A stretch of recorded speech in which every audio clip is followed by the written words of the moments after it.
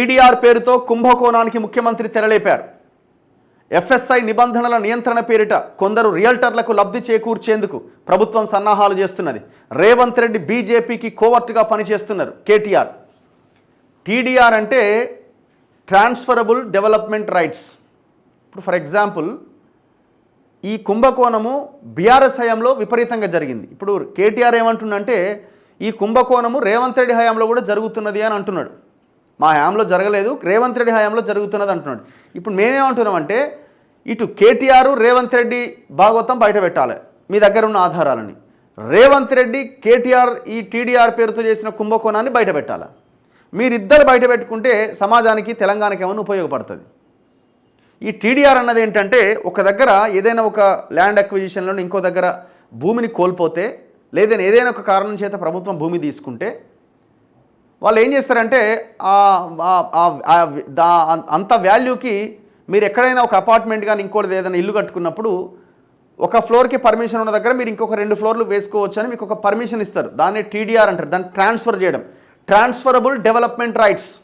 అంటే ఇక్కడ మీరు నష్టపోయారు కాబట్టి దాని రైట్స్ ఇంకొక దగ్గర ఇస్తారనమాట. ఇది బీఆర్ఎస్ హయాంలో కేటీఆర్ ఆధ్వర్యంలో గత 10 ఏళ్లుగా విధ్వంసంగా అత్యంత దారుణంగా జరిగింది ఈ స్కామ్. ఇది ఏం చేస్తారు, ఈ కామన్ పీపుల్ కొంతమంది ఉంటారు కదా, వాళ్ళకు కూడా ఇట్లాంటి టీడీఆర్ దాన్ని తీసుకొని దాన్ని చాలా రియల్ ఎస్టేట్ కంపెనీలు కొనుగోలు చేసే వాటిని. వాడు ఏం చేస్తాడు, ఎక్కడో కోకాపేటలో ఎక్కడో కడతాడు, దాంట్లో ఒక 2 ఫ్లోర్లు వేసుకుంటాడు. దాని ద్వారా వాడు కోట్ల రూపాయలు సొమ్ము చేసుకుంటాడు. ఇప్పుడు రేవంత్ రెడ్డి కూడా అదే పని చేస్తుండట. ఇప్పుడు ఈయన అంటుండు రియల్టర్లకు లబ్ధి చేకూర్చేందుకు ప్రభుత్వం సన్నాహాలట. ఏ రియల్టర్లు నీ బినామీ కంపెనీలు ఉన్నాయా? అలా వాళ్ళకి మేలు జరుగుతలేదని రేవంత్ రెడ్డికి సంబంధించిన రియల్ ఎస్టేట్ కంపెనీలకు మేలు జరుగుతుంది అన్నదని నీ బాధన? అంతే కదా, ఎవరి లొల్లి వాళ్ళదే. రియల్టర్లు ఇటు కొంతమంది ఉన్నారు, అటు కొంతమంది ఉన్నారు.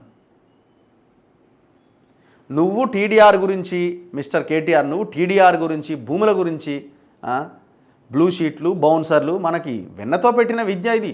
హైదరాబాద్ని నాశనం చేసింది ఎవడు? నువ్వే కదా. నాకి అవతల పడేసినావు హైదరాబాద్లో ఉన్న భూములని. నువ్వు రియల్ ఎస్టేట్ గురించి చెప్తున్నావు.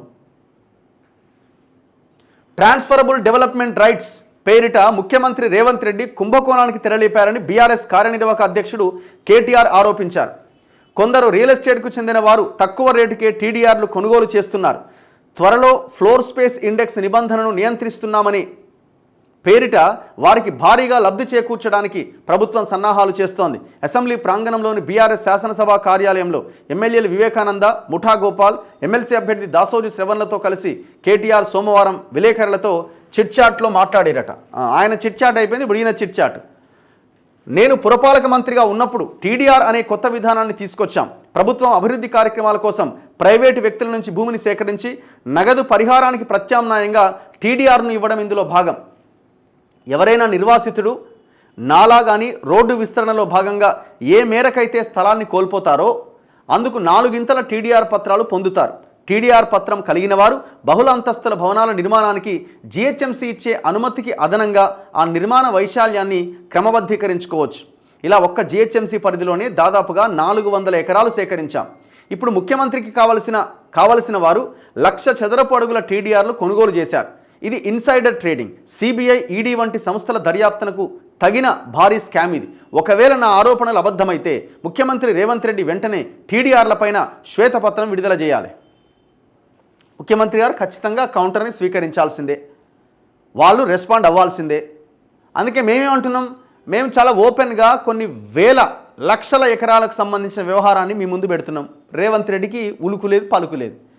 ఈ అంత ఉత్తదే అండి. రేవంత్ రెడ్డి కేటీఆర్ని తిడతాడు, కేటీఆర్ రేవంత్ రెడ్డిని తిడతాడు. ఈ భూముల విషయంలో ఒక్కడు కూడా బయటకు వచ్చి వాస్తవాలు బయటపెట్టి ఆ భూమిని వెనక్కి తీసుకొని ప్రభుత్వ ఖాతాలో వేసే దమ్ము రేవంత్ రెడ్డికి లేదు, కేటీఆర్కి లేదు, ఇంకోనికి లేదు, బీజేపీకి కూడా లేదు. కలిసి పంచుకునే కార్యక్రమం. ఇప్పుడు కేటీఆర్ ఒకవేళ జరుగుతున్న కుంభకోణాన్ని బయటపెట్టే క్రమంలో ఆయనకు రావాల్సిన వాటా ఆయనకు వచ్చేస్తే ఏ ఇబ్బంది ఉండదు. నా రియల్ ఎస్టేట్ మాఫియా, కేటీఆర్కి ఒక మాఫియా ఉంది కదా, నా మాఫియా జోలికి నువ్వు రాకు, నీ జోలికి నేను రాను, బస్. గ్రౌండ్లో భూమి విషయంలో జరుగుతున్న వ్యవహారం అంతా ఇదే. మీరు చూడండి, ఎక్కడైనా కావచ్చు. మేము ఈ కొండకల్ వెలువెల తాండాలకు పోయినా వస్తుండా కేటీఆర్ ఆడికి? 600 ఎకరాల మీద కన్నేసిండు పొంగులేటి శ్రీనివాసరెడ్డి అండ్ అపర్ణ కన్స్ట్రక్షన్ వాడోడు ఇంకోడు అరబిందో వీడు వాడందరూ కలిసి. ఎందుకు రాడు మరి అక్కడికి? ఇదే పొంగులేటి ఆనాడు బీఆర్ఎస్ హయాంలో ఉన్నప్పుడే ఆ విక్రమరెడ్డి అనే ఆ దొర దగ్గర 12 ఎకరాలు రిజిస్ట్రేషన్ చేసుకున్నాడు. ఆయన బిడ్డ పేరు మీద, తమ్ముని కొడుకు పేరు మీద, నేను పేరు మీదను. కేటీఆర్ బినామీల పేర్ల మీద కూడా భూమి ఉందాడా, సీలింగ్ ల్యాండ్ అంతా. ఎవడు మాట్లాడతాడు ఈ భూముల గురించి? ఎవడికి దమ్మున్నది? 1,00,000 ఎకరాలకు పైన భూములు కబ్జా అయినాయని రేవంత్ రెడ్డి పీసీసీ అధ్యక్షుడిగా ఉండి మాట్లాడి ఇంతవరకు ఆ కేటీఆర్ మీద బ్యాచ్ మీద ఇంతవరకు యాక్షనే లేదు. ఇదే కేటీఆర్ 55 చెరువులు కార్పొరేట్ సోషల్ రెస్పాన్సిబిలిటీ కింద డెవలప్ చేయండి అని కుట్రతోని రియల్ ఎస్టేట్ కంపెనీలకి కట్టబెడితే ఆ 55 చెరువుల సంగతి తేల్చండ్రా అంటే హైడ్రా పెడతాం, హైడ్రా పెట్టినాం, అది చేసినాం, ఇది చేసినామని ఆడో గోడ ఈడో గోడ గులగొట్టి తమాషా చేస్తున్నాడు ఈ ముఖ్యమంత్రి కూడా. ఎవడికి చిత్తశుద్ధి ఉన్నది?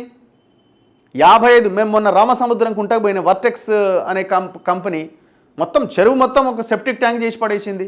ఇది కనబడతలేదా మరి హైడ్రాకి, రేవంత్ రెడ్డికి? నార్సింగి 2 అనే చెరువు నడి భాగంలో వాడు పెద్ద 45 ఫ్లోర్ల అపార్ట్మెంట్ కడుతున్నాడు ఫినిక్స్ అనే కంపెనీ. కనబడతలేదా హైడ్రాకి, రేవంత్ రెడ్డికి? ఇప్పుడు కేటీఆర్ ఎంత ఓపెన్గా ఇది ఒక పెద్ద కుంభకోణం అని మాట్లాడుతున్నాడు. కేటీఆర్ ఫినిక్స్ అనే ఆయన బినామీ కంపెనీనే, అది ఆయన బినామీ కంపెనీ ఫినిక్స్ అనే కంపెనీ ఎన్ని 100 ఎకరాలు కబ్జా చేసింది హైదరాబాద్లో? ఎన్ని కబ్జాలు చేసింది? మరి రేవంత్ రెడ్డి ఎందుకు యాక్షన్ తీసుకుంటలేడు దాని మీద, కంపెనీ మీద? అంటే మీరు తిట్టుకొని చిట్చాట్లు చేసుకొని మా చెవుల్లో పూలు పెట్టాలని చూస్తున్నారా? దొంగలు మీరంతా.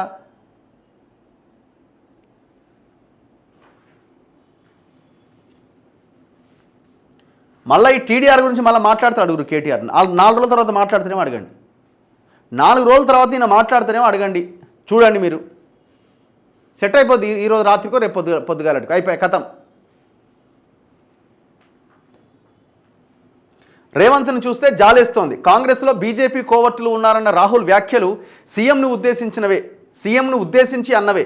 ఢిల్లీలో సీఎం మాట చెల్లుబాటు కావడం లేదు. తన సొంత వ్యక్తులకు కూడా ఎమ్మెల్సీ పదవి ఇప్పించుకోలేని దుస్థితి.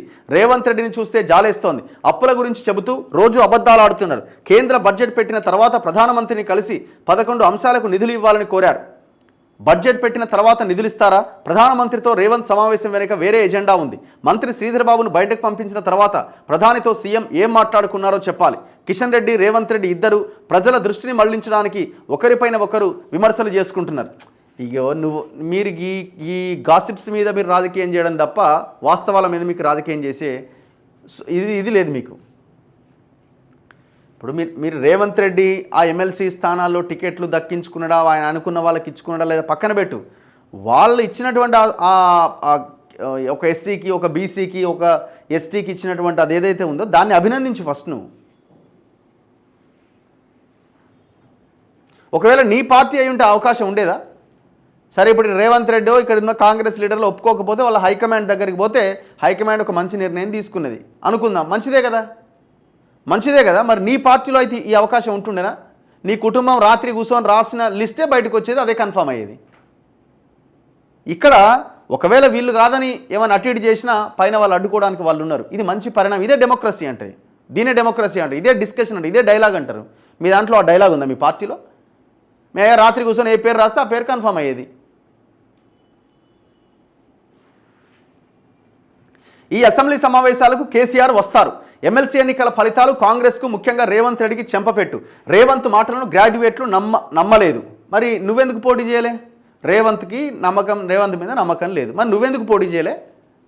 అసలు నీ పార్టీ స్టాండ్ ఏంది గ్రాడ్యుయేట్ ఎలక్షన్స్ మీద? ఒక గ్రాడ్యుయేట్ ఎమ్మెల్సీ కోసం ప్రచారం చేసిన ఏకైక సీఎం ఈయనే.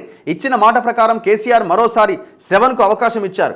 ఎమ్మెల్యేల బేరసారాలకు అవకాశం ఇవ్వకూడదనే ఉద్దేశంతోనే అదనపు అభ్యర్థిని ఈ ఎమ్మెల్సీ ఎన్నికల్లో నిలపలే. ఈ అసెంబ్లీ సమావేశాల్లో గవర్నర్ ప్రసంగం రోజున కేసీఆర్ అసెంబ్లీకి వస్తారు. ఈడనేమో అసెంబ్లీ సమావేశాలు కేసీఆర్ వస్తారని ఉంది. ఈడేమంటుండు, ఈ అసెంబ్లీ సమావేశాల్లో గవర్నర్ ప్రసంగం రోజున కేసీఆర్ అసెంబ్లీకి వస్తారు. గవర్నర్ ప్రసంగం రోజున మాట్లాడేది ఏమి ఉండదు. గవర్నరు ప్రసంగం అయిపోతుంది, సభ తెల్లారికి వాయిదా పడుతుంది. ఆ రోజు డిబేట్ ఏముండదు. అంటే వచ్చి కూర్చొని ఇట్లా పేపర్లు తిప్పుకుంటా లవంగం నవ్వులుకుంటా కూర్చొని వెళ్ళిపోతాడు అనుకుంటా. మనోడు ఫేస్ చేసే పొజిషన్లో లేడు కదా. ఇప్పుడు పొరపాటున మైక్ కట్ చేస్తాను, మైక్ కట్ చేస్తే నీకో దెబ్బతింటుంది. నా మైక్ ఎట్లా కట్ చేస్తాను? ఇవన్నీ ఫేస్ అవ్వాలా? ఆ సినిమా లేదు ఆయనకి. మళ్ళీ అందుకే ఈయన తేల్చేసిండు ఆల్రెడీ. గవర్నర్ ప్రసంగం రోజు వస్తాడట. ఎందుకు వస్తుండు? 60 రోజులు దాటితేనట ఆ సభ్యత్వం ఎగిరిపోద్దట. ఆ ఎమ్మెల్యే ఉన్న ఎమ్మెల్యే పదవి కూడా ఊడిపోతుంది. సో 60 రోజుల తర్వాత ఒకసారి వస్తున్నాడు, 60 రోజులు దాటక ముందే. మళ్ళీ 60 రోజుల దాకా రాకుండా నడుస్తుంది. అందుకోసం గవర్నర్ ప్రసంగం రోజు వస్తారట.